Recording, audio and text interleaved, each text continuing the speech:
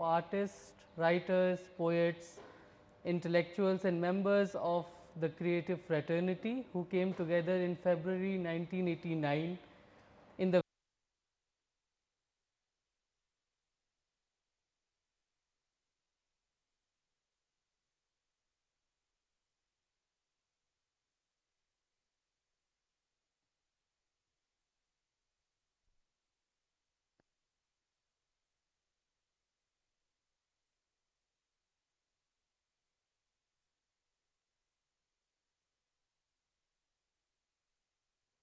and a champion of the inclusive traditions of our culture.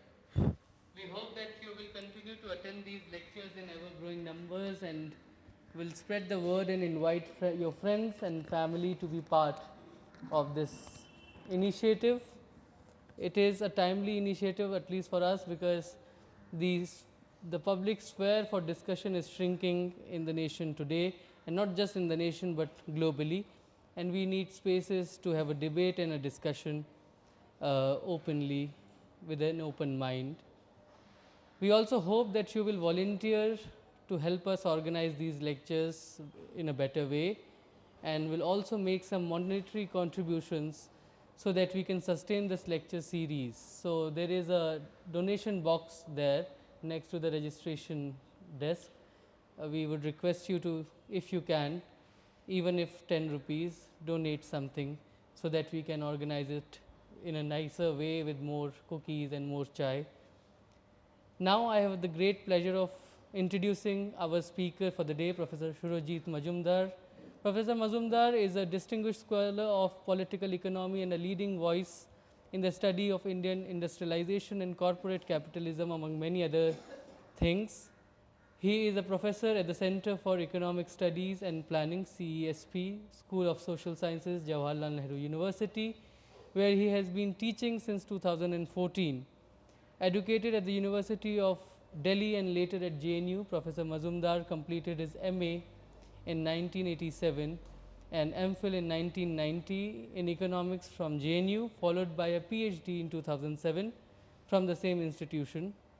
Over his 30 years of academic career, he has taught courses in economic theory, political economy and economic development across some of India's leading institutions. And before joining JNU, he taught in Ambedkar University, Institute of Studies in Industrial Development and Hindu College, University of Delhi. His work is widely recognized for its rigorous and critical engagement with India's economic trajectory, particularly the evolution of the corporate sector, shifts in industrial policy and the broader consequences of globalization. His research is situated at the intersection of political economy and the Indian corporate sector and the global economic processes. He has been part of major international collaborations, including a research program from 2013 to 2016, which was funded by Research Council of Norway, and which examined the political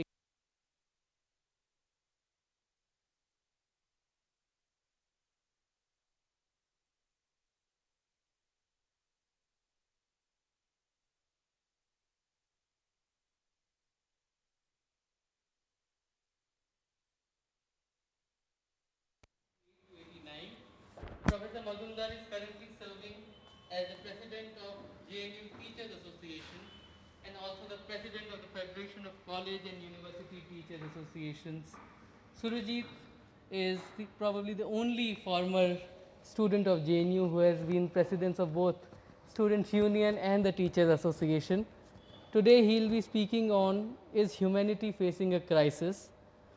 And before I invite him, I would also request Dr. Tanmay to join us on the stage and chair the session today.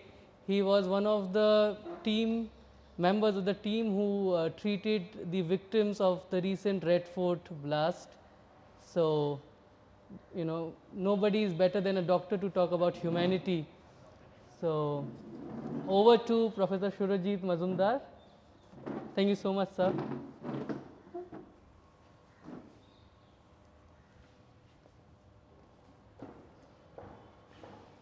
Thank you, Sean.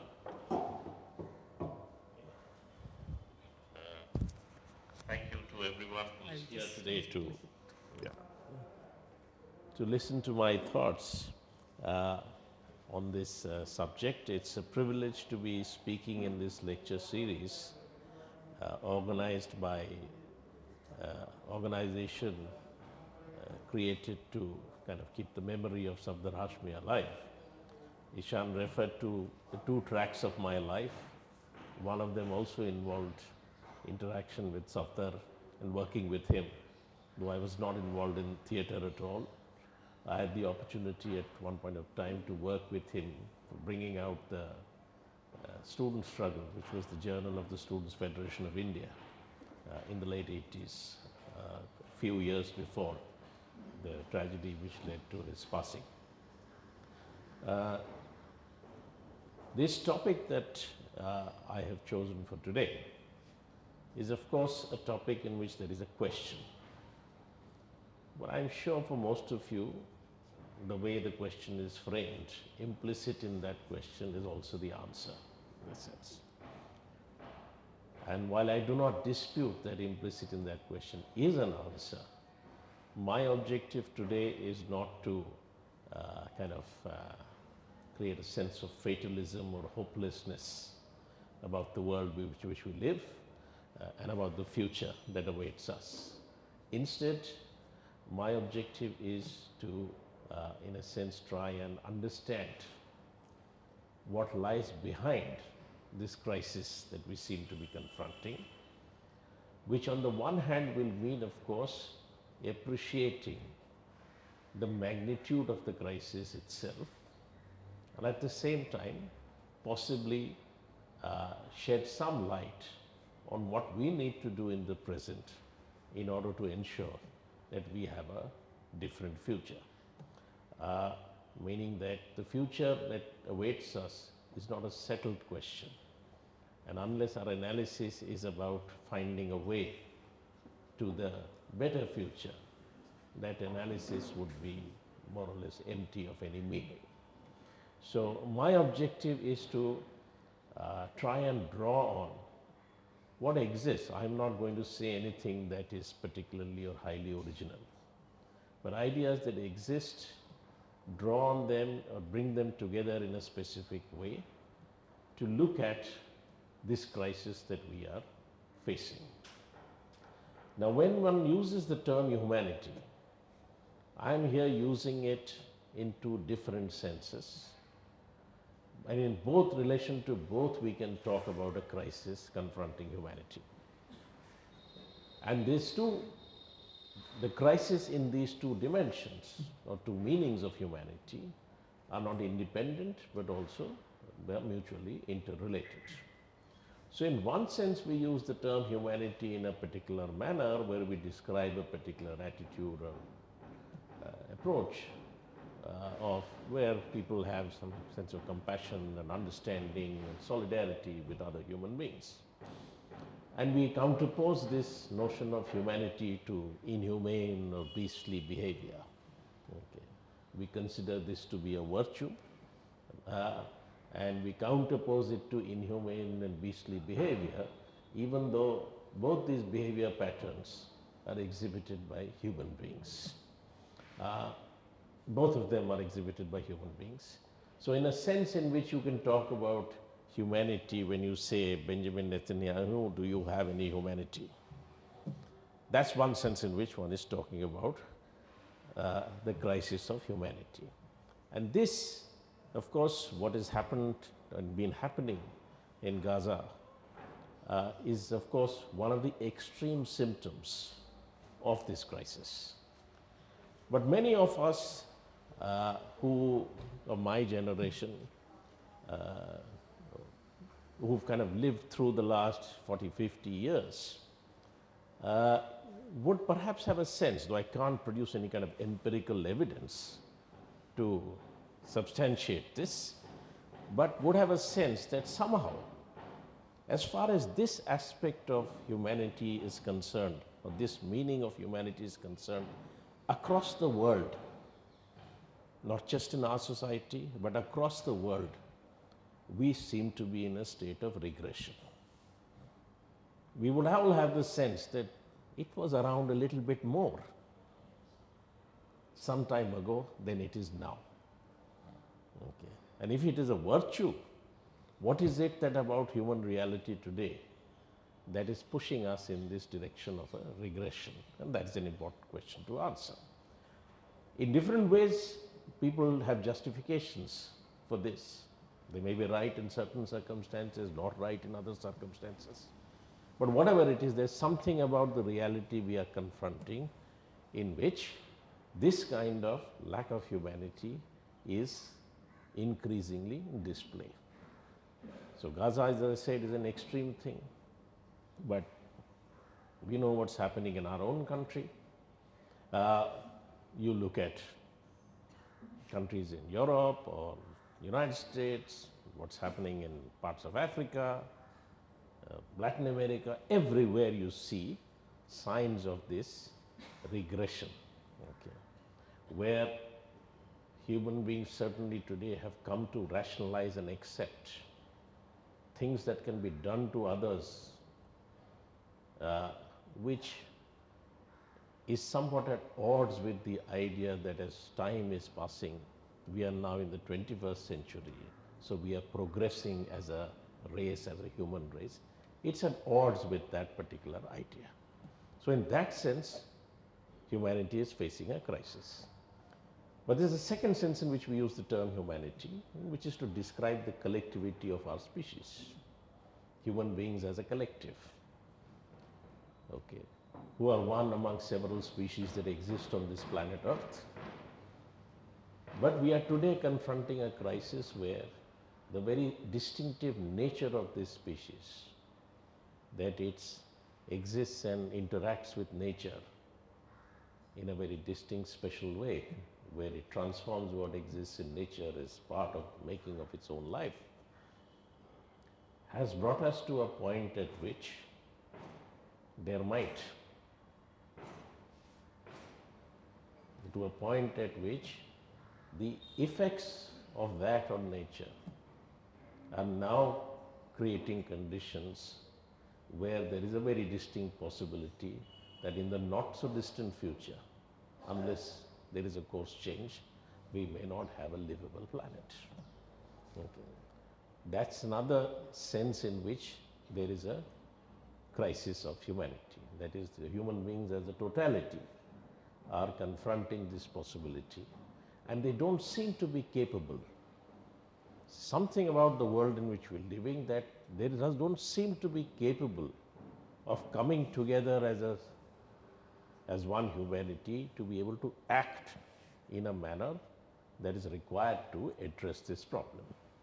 Now, I'm not a climate change specialist, but according to what the large consensus view of scientists is, that we are just about 5 years away from a point of no return.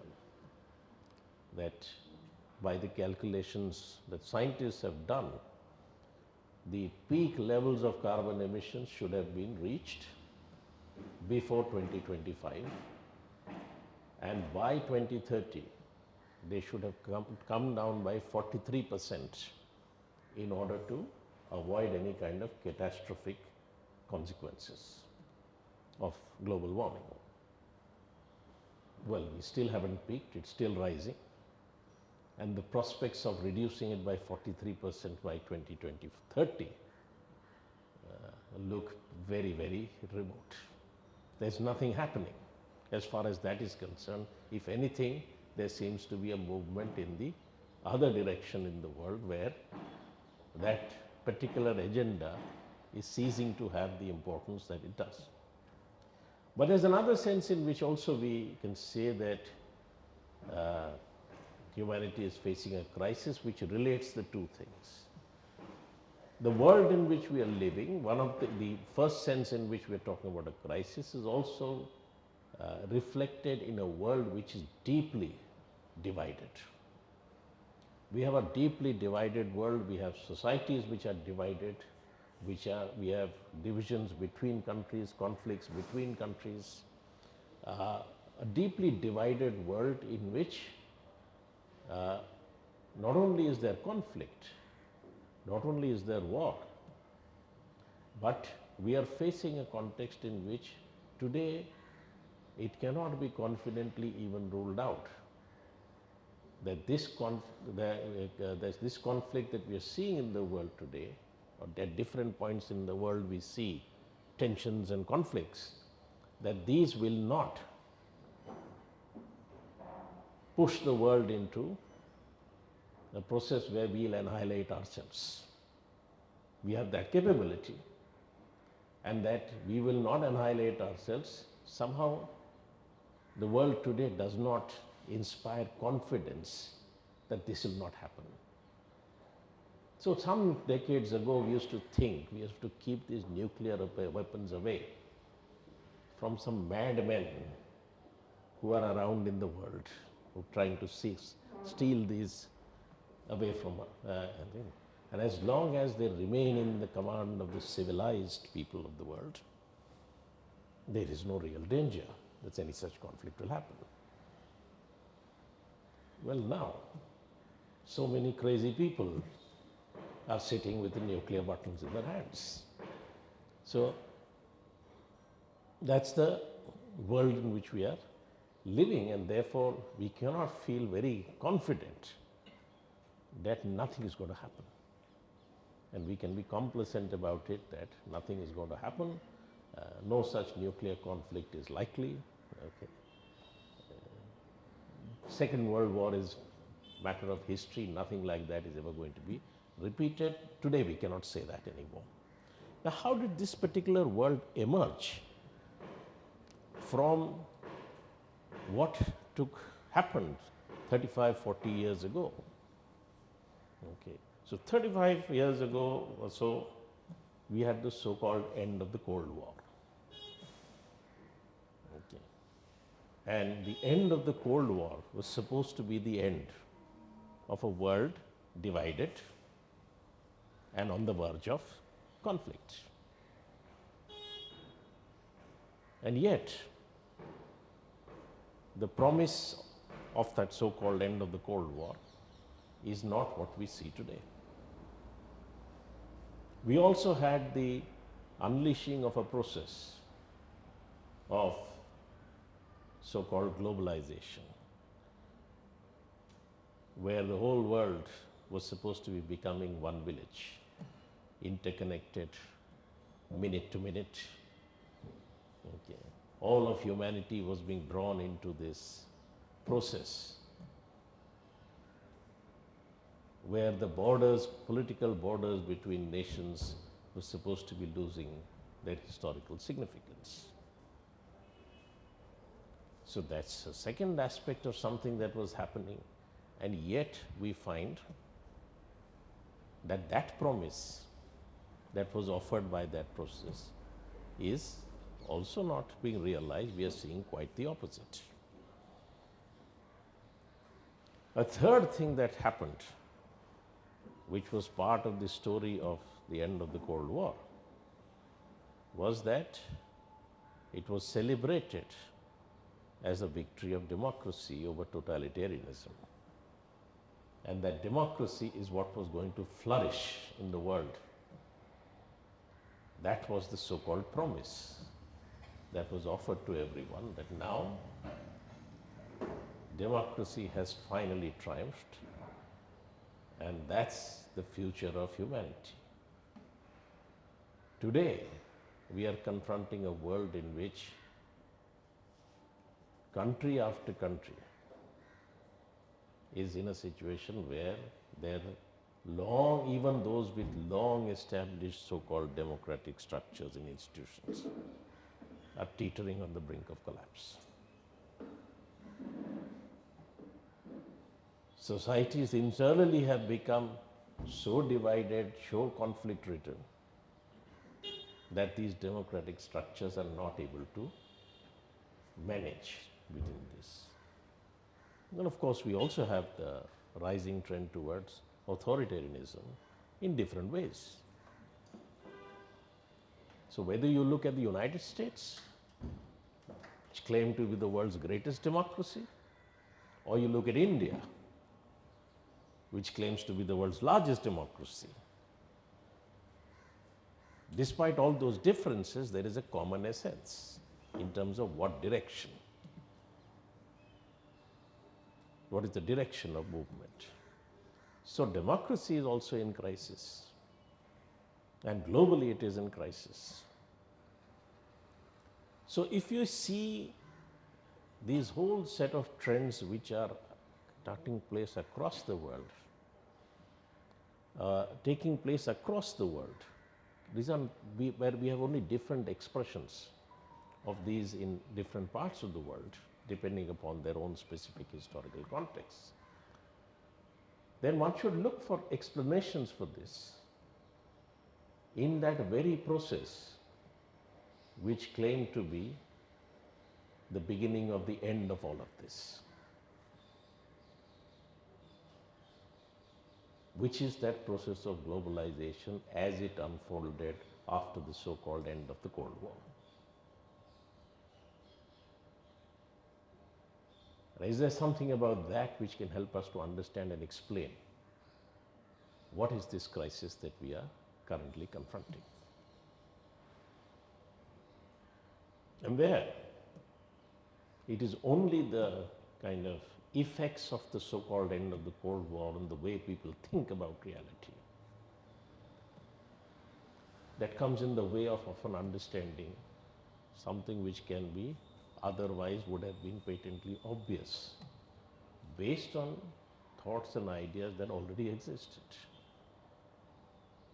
So globalization was a process, okay, which may be described as a process of the world becoming one.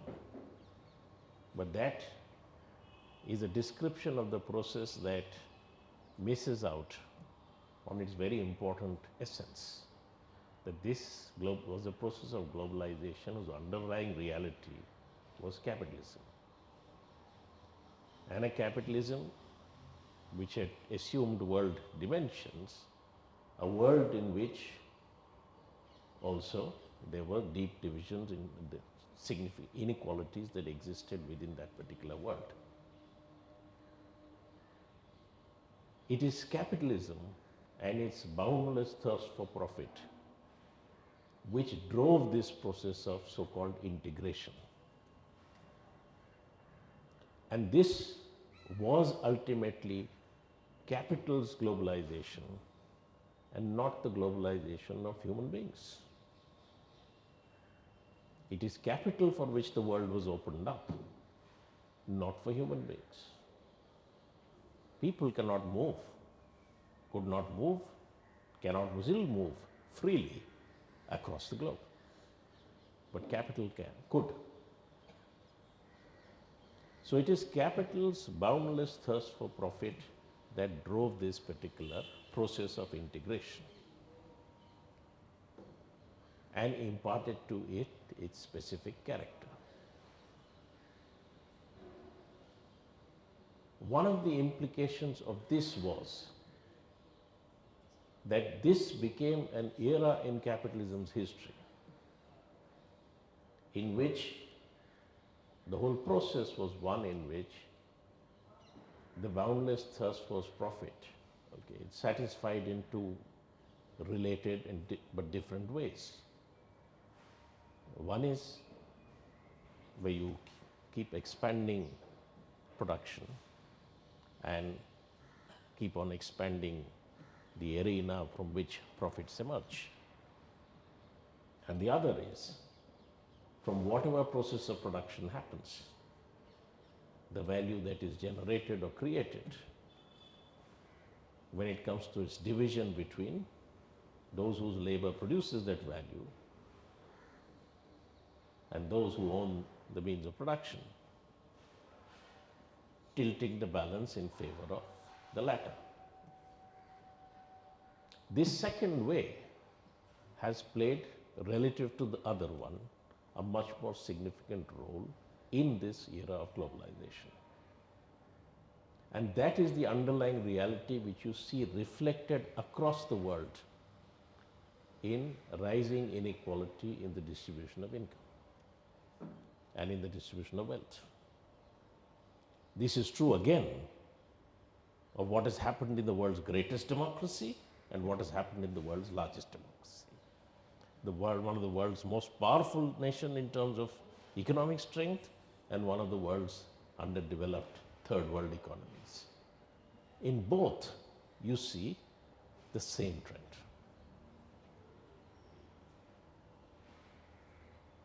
And this has been one in which, for large sections of the populations in all these countries, or working people in all these countries, it's like 30, 35 years have meant very little movement in terms of their conditions. So you have had this process of rising inequality across the world's countries. So in that sense, in no country, in no society, were economic conditions moving towards a place in which there a sense of commonness, of being one people, in a sense, could be built. Instead, it's the opposite. Economic polarization has also created the ground for political polarizations of different kinds. They have various expressions. So in the United States, you will have complaints that US capital has taken away jobs from the US to China. And at the same time, immigrants from Mexico are taking away the jobs in the US. Both aspects of the politics that has grown around this thing. Because either you would have the growth of a politics in which this tilting of the balance in favor of capital over workers or those who labor, either that would be questioned, or this kind of politics would grow. There was no other alternative. Once you have this underlying kind of polarization taking place across the entire capitalist world, this was inevitable. So not only do you have this process happening across all countries, you also have, the mobility of capital, the forms of capital movements, all of them, I'm not going into the technical details of all of that, but all of them have contributed to creating a situation in which the balance tilted extremely in favor of capital in its ability to extract a surplus out of those who labored. But this was also accompanied by or took place in a world in which there were significant inequalities to begin with. And at first it appears somewhat paradoxical that inequality that existed between the world's countries, and if you were to take a simple metric of per capita income, the differences that existed between the richest countries of the world and the poorest countries, that during the period of globalization apparently has come down.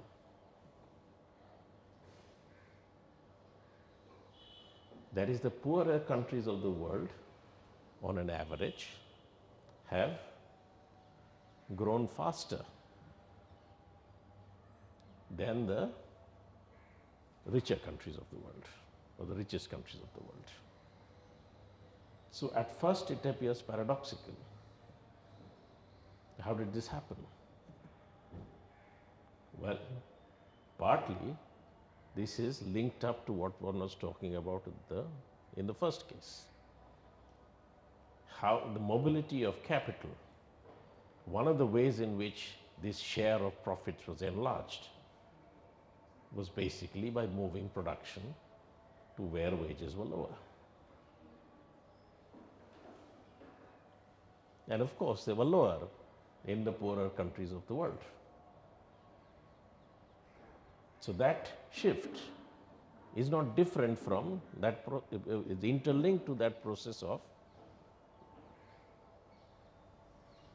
that's why you get these apparently two contradictory trends in inequality, that within countries, if you look at inequalities, they have risen. Between countries, it appears that they have come down. But this shift itself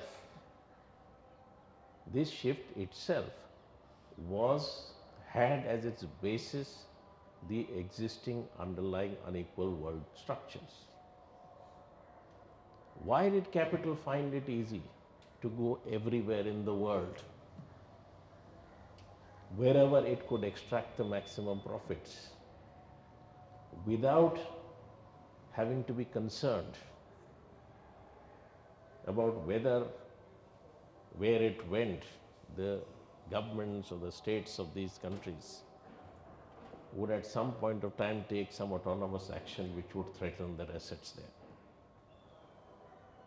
What gave US capital, for example, the confidence that even in communist China, their investments and their assets would be safe? So that if China was the cheapest location to produce something, you go there.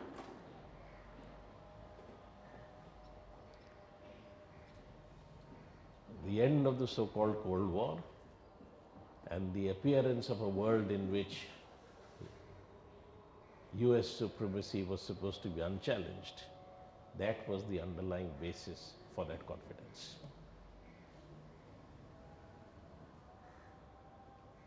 Its result might have been something different, but the underlying basis for that was this. Secondly, that process is not a one-dimensional process where only there is this shift that has taken place in where the world produces.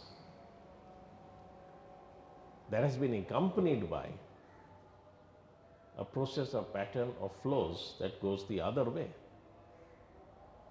So while production may happen in countries which were historically poorer, it doesn't mean that they are the only beneficiaries of that particular, of the value that is created in that particular process.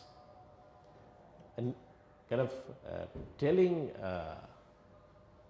instance of this, how this is expressed, is the fact that, all of you are aware of the fact that the United States for decades has been spending more than its earnings. Okay, it buys more from the rest of the world than it exports to the rest of the world.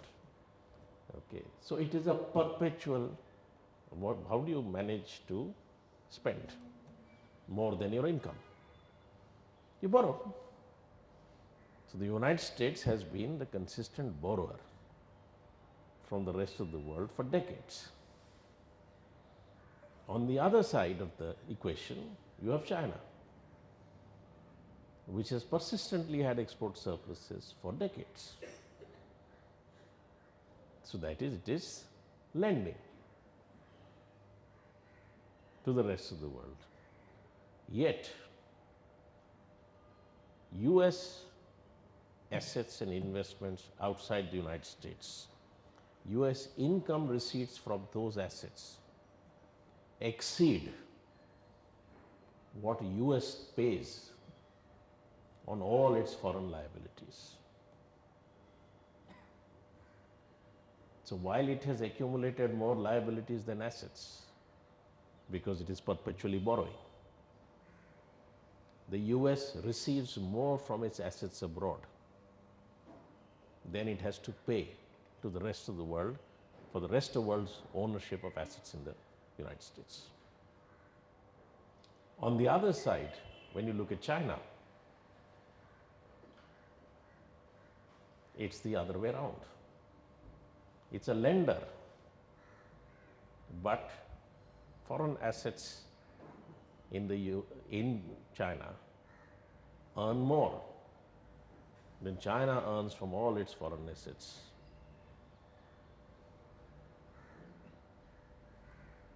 So this so-called shift in the world economy towards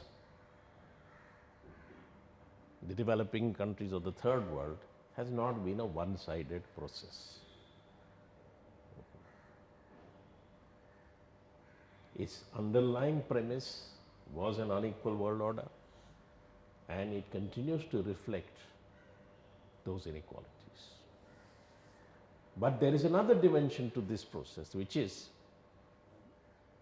that of course, China, India, these are countries which, when you look at the world's poorest economies in the 1980s, they make up the bulk of the world's population in the poorest countries. So if they grow faster, this pattern tends to emerge when you look at global inequality. But it's again within the third world or developing countries not been a uniform process. So if you look at the countries of Latin America and Africa, if you look at their exports, they are not exporters of manufactured products like China or East Asia. They are still stuck in the traditional pattern where their primary commodities constitute the major exports.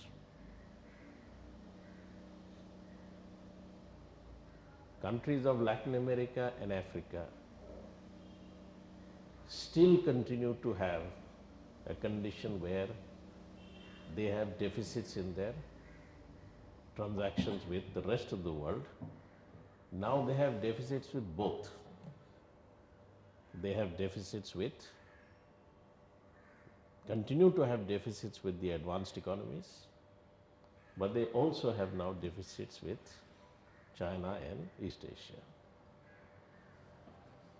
India is an in-between case, where it used to have deficits with the advanced economies, now it's ended up having deficits with the China and East Asia.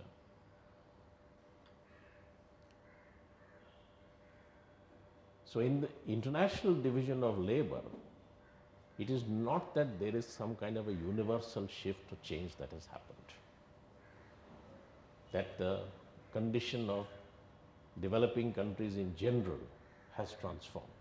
Instead, what you have is that the large majority of countries in the world are deindustrializing.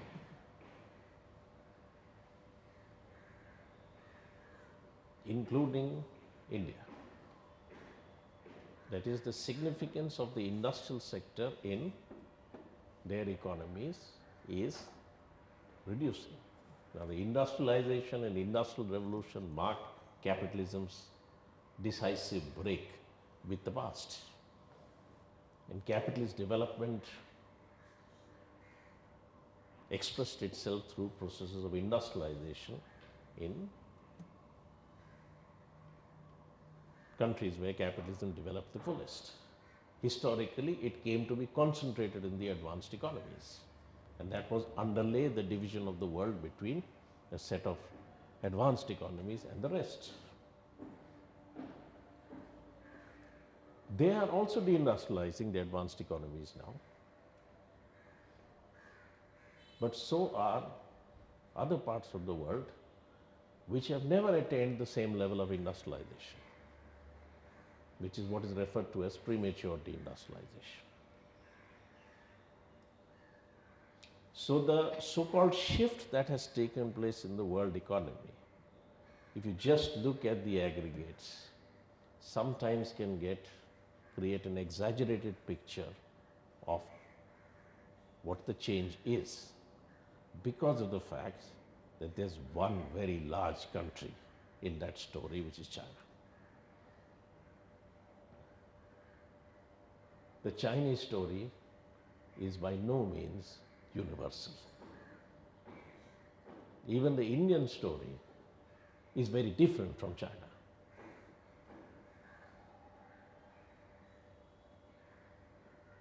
So the shift that has taken place in the world economy during this period can be sometimes exaggerated.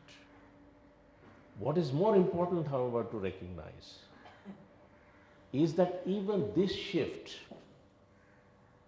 even this limited shift and its consequences are not tolerable by the world order.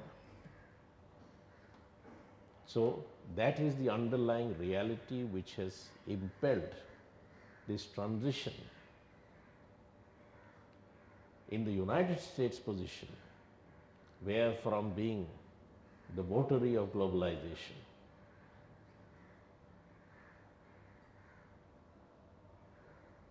it has increasingly transitioned to a position in which it is seeking to use whatever strength remains, and there is still immense in every sphere. It's still the center of the world's financial system. It still has enormous military power. Its supremacy in the world has not been completely undermined. It is still a very powerful nation. Whatever strengths it has, the deploying of that to arrest and undo whatever shift has taken place in the world economy and its implications for the balance of forces. That is the condition in which we find ourselves today, which is what is driving this process of. It might express itself in some conflict somewhere, some conflict somewhere else. The immediate parties in the conflicts may be different. And it's not everywhere that the US is directly involved. But it is central to this process. And what is happening in Gaza and the inability of the whole world to put a stop to it is a classic example of this. So on the one hand, the shift in the world economy has meant that for a large number of countries which continue to remain, say, primary commodity exporters, the condition that they faced 30 years ago, that they are only one market in the West,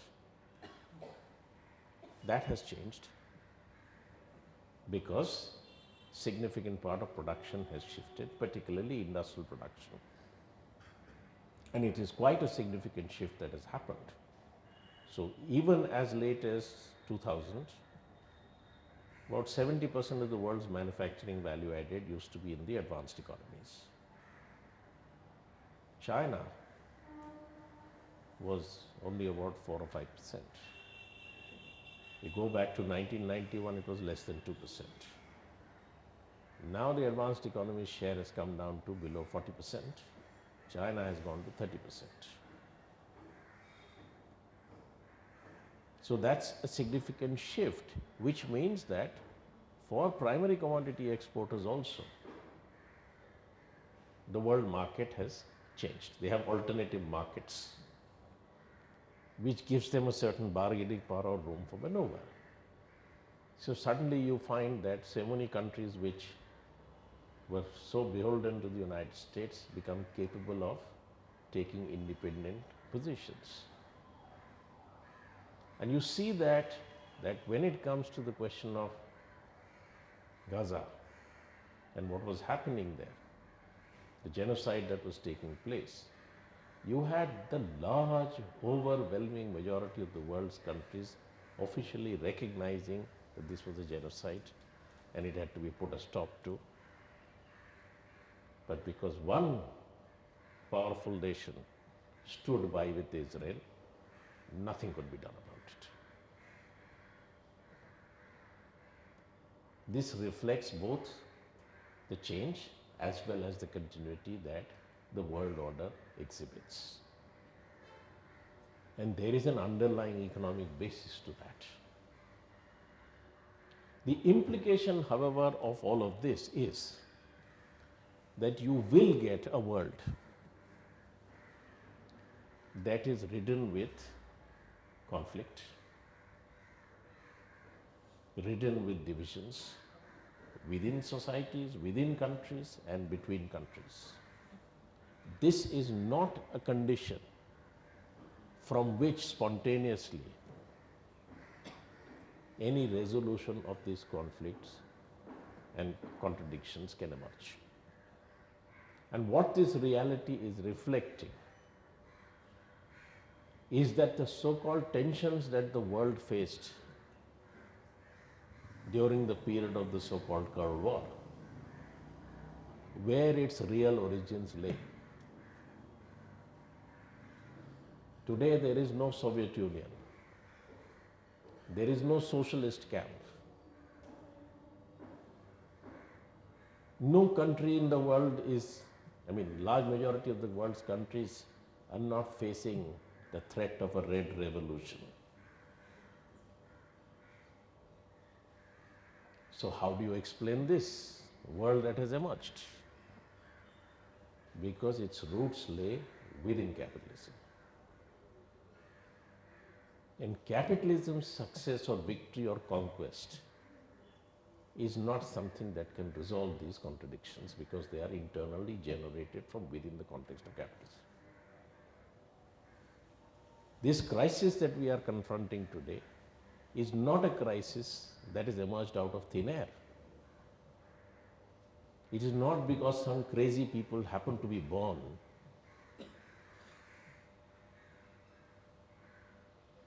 that there was a Modi suddenly who emerged out of nowhere, there was a Trump who emerged out of nowhere, there was a Putin who emerged out of nowhere, there was a Zelensky who emerged out of nowhere, there was a Nigel Farage in UK who emerged out of nowhere. How does it happen that in these different countries, in different societies, in different histories, you have these strange developments taking place? It's because it has been endogenously generated by capitalism and particularly its globalization phase. It is internally or endogenously generated by that, and to that extent, the crisis is deeper than what might appear at first sight. So if this is the origin or root of the crisis, then what is the answer? And that's what I want to end with, which is that historical development has twists and turns and many things. If this is the root of the crisis, then clearly, within the confines of this reality, finding a resolution to this crisis has very definite limits. And if so, while no one is saying that this change is going to come tomorrow and resolve the crisis, it's perhaps time to shed being caught up in intricate debates about what attempts at change in the past achieved or did not achieve. History does not give us the luxury of trying to settle these debates over 30, 40 years before we act to bring about any change. That luxury is no longer available. And perhaps it's time to stop being apologetic about this term, which we call socialism.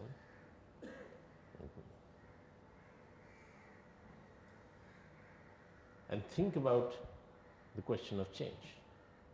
Even when one talks about, for example, the crisis of the climate, capitalism's ability to deal with it is today not only constrained by the fact that it has created a world so full of conflicts that it's almost impossible for any kind of collective action to emerge out of it. But there are other aspects of capitalism which also impose limits on it. It is today entirely possible, without increasing 1% of the world's production, 1% of the world's carbon emissions. Without doing that, it is possible to increase even by this limited metric of the material conditions of people, 90% of the world's population by 80%. Why is that possible? Because the top 10% of the world corners 53%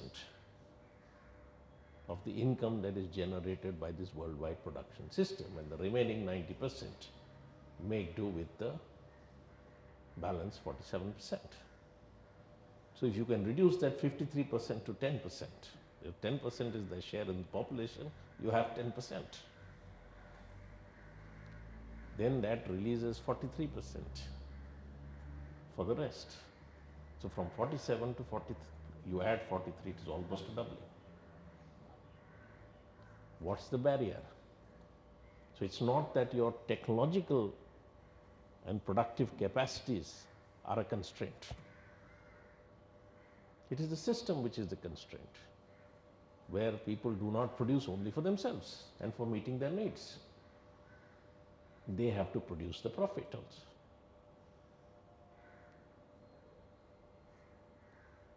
And as far as capitalism is concerned, therefore, continue to expand this production, and the only solutions it can find is technological.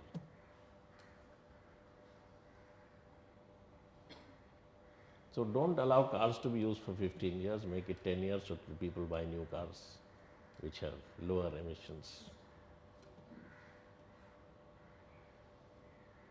But don't solve the problem by finding other ways of reducing the extent to which people have to move, and other modes of transport which are viable, which may result in public transport which lowers emissions. Those are not the solutions that are possible or viable within the logic of the system.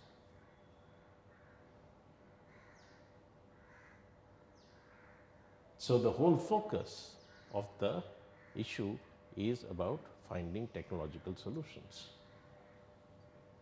And even that cannot be delivered because of the conflicts that this system is generating.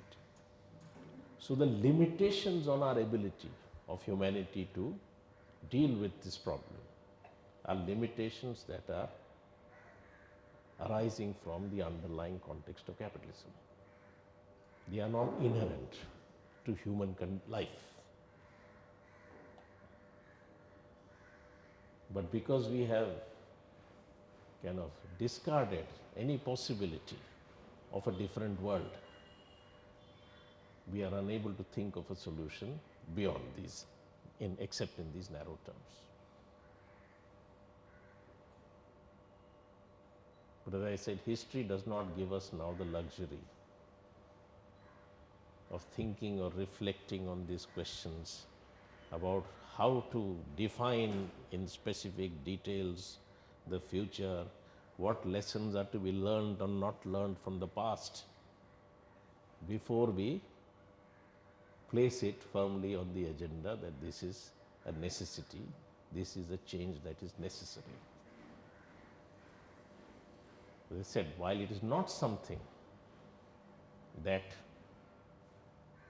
is going to happen tomorrow, but if it is not part of our imagination of change, no real change, it will not be. The more we keep it out of our imagination of change, the longer it will be before any such change becomes possible. And therefore it is time now, I think, to stop being apologetic about the fact that that's what we want as the future, because history may have created a condition where the old slogan that people used to use, socialism is the future, may now have to be modified to say it is either socialism or there is no future. Thank you.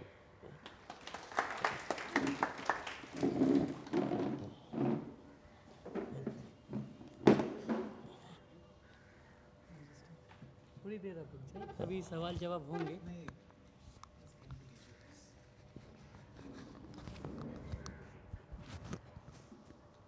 Okay, so we will now open the floor for questions. If there are questions, yes. No, you can just use your voice or come forward.